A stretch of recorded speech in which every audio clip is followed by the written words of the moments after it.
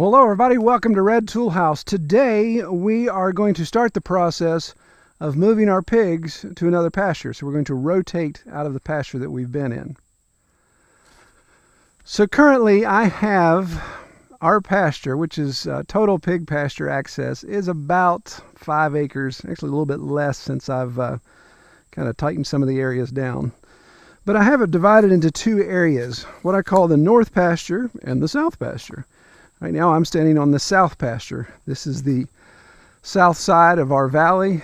It is north facing, but you can see how it's a mixture of woods and grasses. Pigs really enjoy it. You can see our barn there and the sawmill and a tractor. So right now the pigs have access to all of this up past that grass line you see further up into the woods there. Back down the hill, you can see, actually you can see Abigail. Let's zoom in. She's over there laying in a hole of water in the creek right now. So she's kicking it. Ooh, got the shakes with the zoom there. So that's where they have access to right now. Well, I don't know if it's showing on the camera, but there's actually right on the other side of the creek in that brown line, you can see there's a fence line that comes down. In fact, you can see the top of my T-post there. So that allows the pigs to have access to the stream here, and of course up where Abigail is and a little further up, and then it closes off. But this is the north pasture, and you can see all of that nice grassy area up there. This is the best pasture I have. This actually it doesn't have a lot of invasives on it. It's primarily a good orchard or good pasture grass. There's a really nice right behind the sycamore on the ridge there is a nice hole of water waller that they can make. There's some shade over here. See a little bit of pasture grasses through there. A lot of white oak on that side, so they get a lot of mast. And of course they can come all the way down here. You can see the tractor. The fence line goes right to the left of my tractor all the way down past the chicken coop greenhouse to our driveway, and then turns and goes up our driveway and kind of boxes all that out. So that's where we're going to move the sows to and let them spend the rest of the summer there. In fact, they'll spend its first week of August. They'll spend probably into September, even October over there, as they enjoy clearing out. There's a lot of, I haven't had anybody on that since last fall. So there's definitely a lot of growth there that has to be taken care of. So the first thing we have to do, of course, is fix this problem. You can see this is our electric fence. Just a single strand is all I use. And it's a little covered up right now. It's grown over since nobody's been on this in a year. And it's not electrified. You can see there's even there's a sycamore sapling growing right up against it there. So it's not electrified, so it hasn't been choking out the grass as much as it would if it was on. When I don't have pigs in that pasture, of course, I disconnect it. So allows our electric fence on the south pasture to be more potent. So the way I have our fence configured is the fence energizer is down there. I don't know if you can see it down there against the back side of the workshop there and all the cattails. There's a swamp, of course, right beside my wood shop. So that energizes a main line that comes up the side of the barn, comes right up here where I'm standing, goes right to the camera, turns, and then makes the perimeter of the south pasture. Now it also goes out of the energizer and goes straight up the mountain, so it makes a big loop. Well, when you come down here beside the side-by-side, so that electric fence crosses right over in front of the side-by-side, actually between the side-by-side and Matilda, the electric fence crosses. You can kind of see where the grass stops. And then it energizes the common area of the north pasture, which I have disconnected here. There's a little gate that I've disconnected, and then goes on up to the creek, and there's a spot I've disconnected there. So the only part that's energized on the north pasture is the portion that's in common, that common section there. So we've got to get that re-energized and disconnect the south pasture so it can lay dormant. Once we get the pigs moved over, of course. But I've got to get all that grass off that entire perimeter fence. It's really laying over. So that'll be the fun part. All right, so So this is what happens when you let the pasture go for the year. So we've got a little bit of work to do. A lot of bigger weeds and brush, so I'm putting the metal blade on the weed eater. Actually, I keep a second one for that purpose. So don't get to go as fast, but you can definitely plow through all the things you need to plow through. So we'll speed this up.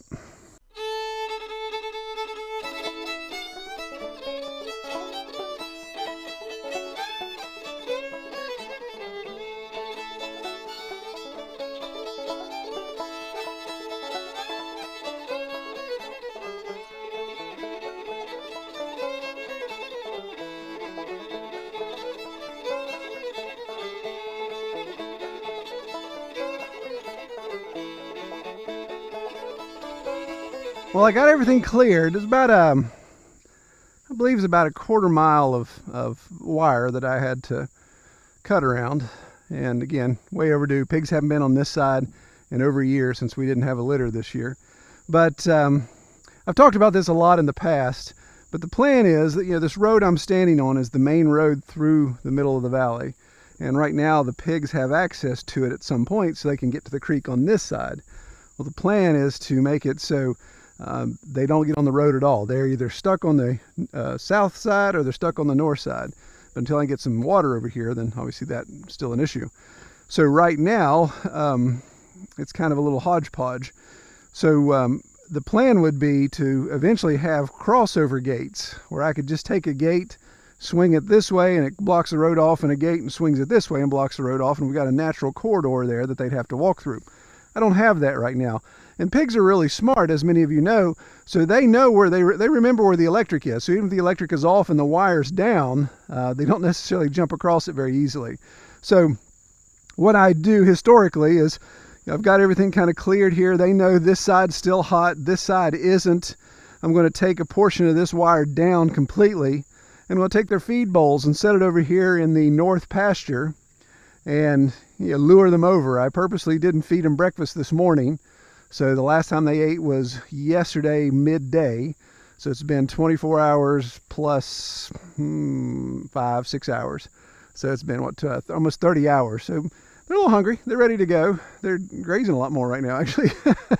But they're going to be ready to go.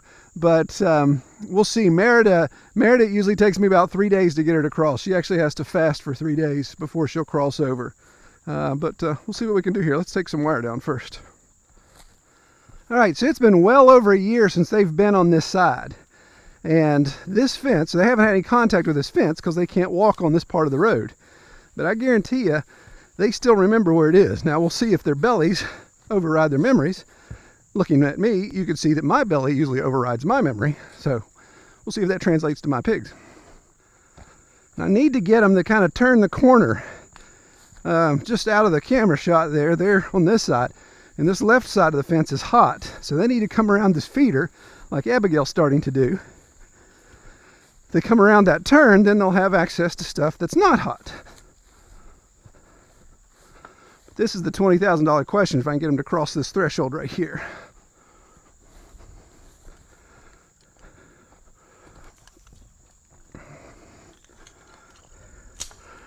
See if I can collect their bowls without them tearing into me either.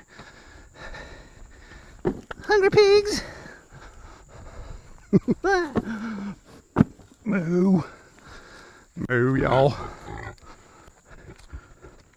Pig, pig, pig, pig, pig. Yip, pig, pig, pig. Come on, pig. Come on, pig. Yip, pig, pig, pig, pig, pig. Yip, pig, pig, pig, pig. Yip, pig, pig, pig, pig. Come on. Yip, pig, pig, pig, pig. Yip, pig, pig, pig, pig. Come on. Yip, pig, yip, pig.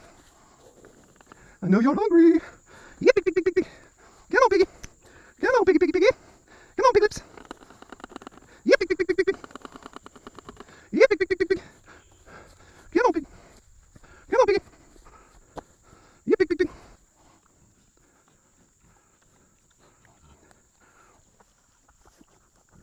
Eat your bite. Come on. Come on, pig. Come on, pig. Come on, pig. Come on, pig. Come on, pig. There you go. Now the tendency would be to get behind them, or you'd think the best idea would be to get behind them and kind of push them. But again, without any choke downs, without any corral points, they're just going to scatter and they're going to get spooked even more. So usually this just relies on patience, which I'm not the king of, but we may have to take multiple days to do this. You can see Merida's laid down. She's given up. She's like, I'm not doing this. It's a trap. Come on. Come on.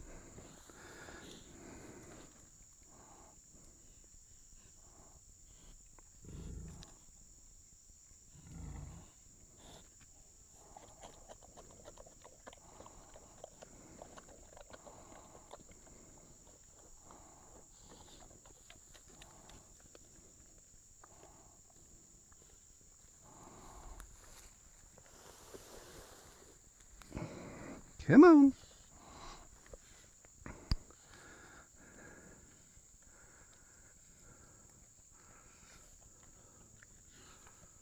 There you go, girl. There you go.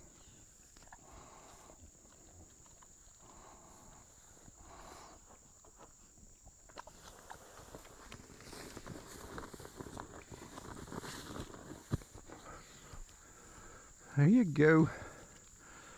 Come on, Mercy, follow her.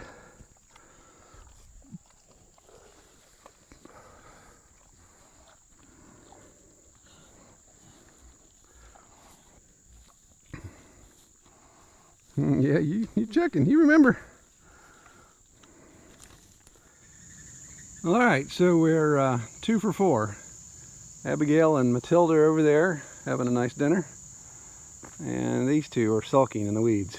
So we'll try again in the morning. I usually feed in the morning, so we'll try again. See if an overnight has overcome their fear. And we'll see if we can get them over there. All right, the next morning here, 2 breakfasts, 2 anticipations.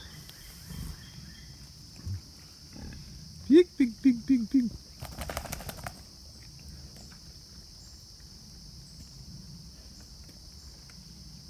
Come on.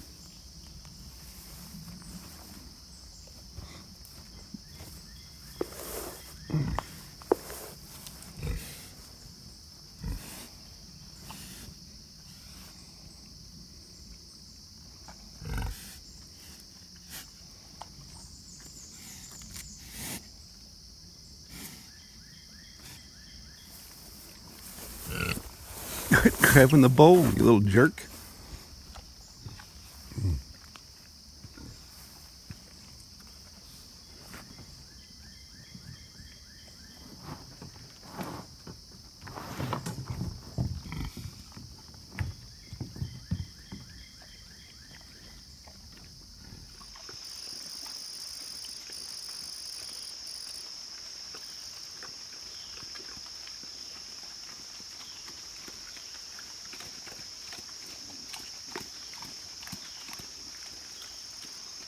Come on, pig.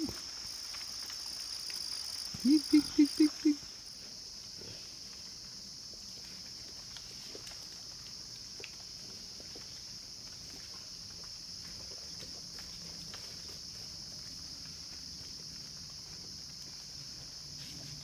Come on, pig.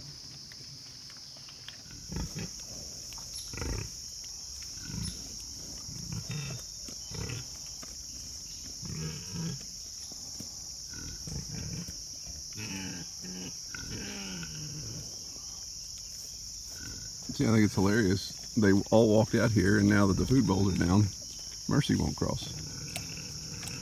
I mean, she's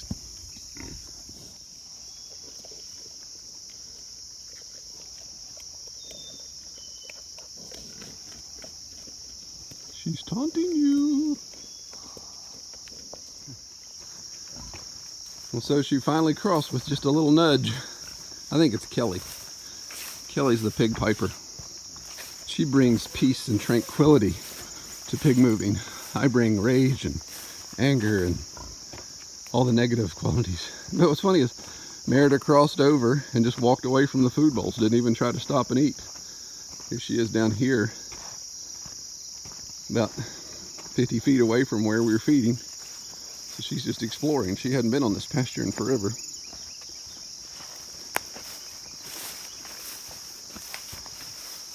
goes. So it's clear I need infrastructure.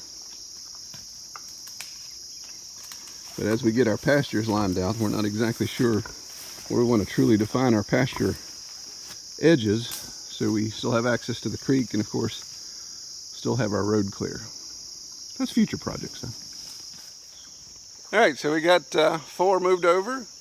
So we'll probably leave it this way for probably for several months. And then as we get close, hopefully if our 2 settle, not these 2, I can't do this backwards. That one and that one. If Merida and Mercy settle, then we'll move them back over here so we can get them access to the farrowing barn. But this is what we'll do through the fall. I noticed like this beech tree is covered in beech nuts. This beech tree is covered in beech nuts. So there's a lot of mass on this side as well, not to mention the white oak. This is all white oak stands up there behind Kelly. So should be good pasture for him for a while. All right, take care everybody.